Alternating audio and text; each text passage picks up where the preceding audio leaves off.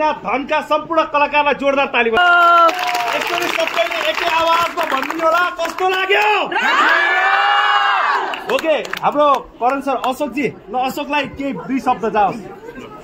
okay सबैजनालाई नमस्कार okay तपाईहरुले फिल्म हेरिसक्नु भएको छ तपाईलाई धेरै धेरै धन्यवाद हजुरले फिल्म हेरिसकेको छ हजुरलाई कस्तो लाग्यो एकचोटी सबैजनाले आफ्नो फेसबुकमा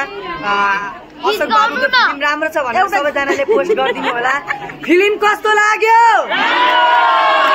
एकचोटी सबैजनाले मैसँगै गीत गाउनु है त 1 2 3 गो मन बिनाको भन्छु कि धन बिनाको मन मन बिनाको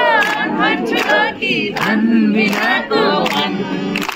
आकाशैमा उडी जाने चरीखन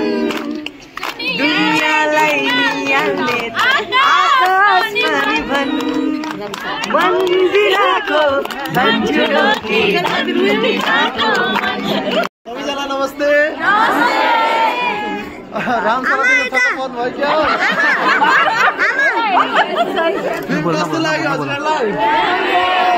र धन्यवाद हजुरले धेरै माया गरेर भाषाहरू चलचित्र हेर्नको लागि अझै धेरै माया गर्नुहुन्छ नि आश गरेको छौँ सबैलाई धन्यवाद है त यहाँले सिनेमा हेर्नु भएको छ सामाजिक सञ्जालमा लेखिदिनु यति होला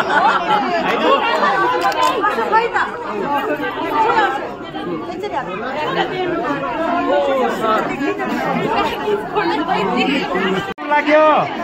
फिल्ममा के भनेको छ धेरै पढ्नुपर्छ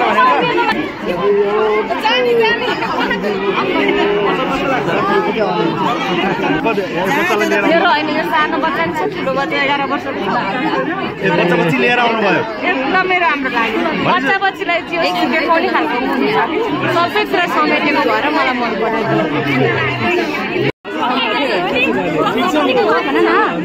भिडियो भयो को भाइ बाहिर जाउँ न बाहिर एकैछिन पर्दाको पीडाहरू पनि एकदम मजासँगले दिएको छ होइन अनि विदेश नपठाउँ भन्ने एउटा सन्देश र अहिलेको सबैभन्दा चाहिँ मन परेको छ अहिलेको स्कुलमा जुन हामीले टिचरहरूलाई स्कुलमा स्कुलले चाहिँ गार्जेनलाई दिनुपर्ने शिक्षा र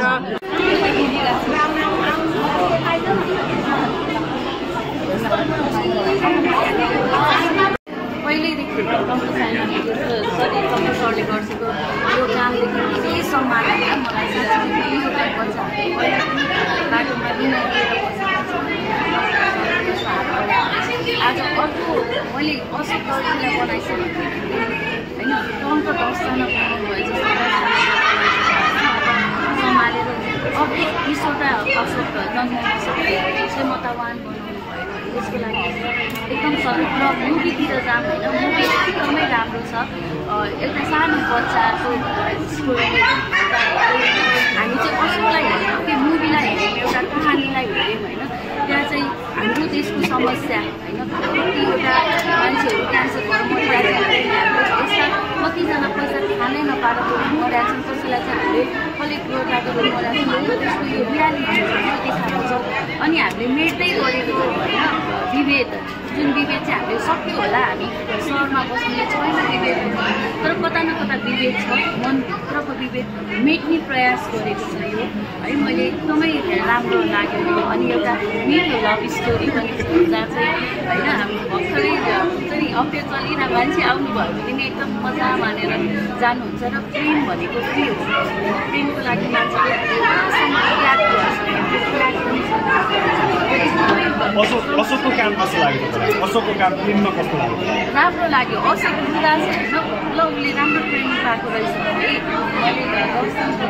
थिएटर भयो सिङ्गर एउटा राम्रो कलाकार हो किनभने उनीहरूको एक्सप्रेसन उनीहरूले गाउँदाखेरिको एक्सप्रेसन हामीले निहाल्यौँ भने धेरै राम्रो राम्रो कलाकारलाई फेल बनाउँछ कि सिङ्गर एउटा राम्रो कलाकार पनि हो जस्तो अहिले अब अशोक दर्जीलाई चाहिँ अब ठुल्ठुला स्टारहरूको रूपमा तुलना गर्ने गरिएको छ यसो के भन्नुहुन्छ त अहिले होइन 10 वर्ष अगाडि स्टार हो होइन बरु अलिक ढिलो आयो कि जस्तो लाग्यो कस्तो फिल्ममा चाहिँ ढिलो आएको जस्तो किनभने उसले चाहिँ बाटोमा बस्दाखेरि उसले श्रम बेचिरहेको थियो नि त्यो श्रमलाई चाहिँ चिन्न सक्ने एउटा एकछिन हुन आएको सरले चाहिँ अहिले यसलाई चाहिँ अझै निखार्नु भएको थियो जस्तो लाग्यो एकदम राम्रो ओके धन्यवाद आमाहरूलाई धेरै धेरै धन्यवाद कस्तो लाग्यो भन्दिनु राम्रो लाग्यो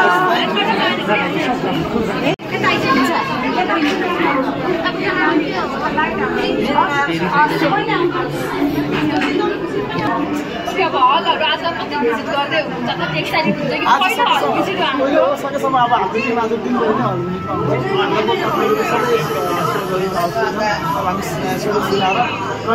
जस्तो कि अब कन्भिनाको भन्दा पहिला सोर्सहरू कम दिएको थियो तर अहिले सबैभन्दा स्ट्रङ कन्भिनाको गन्दाखेरि त यो खुसी कसरी साथ हुन्छ तपाईँले त्यति बेला दुःख पनि अब खुसी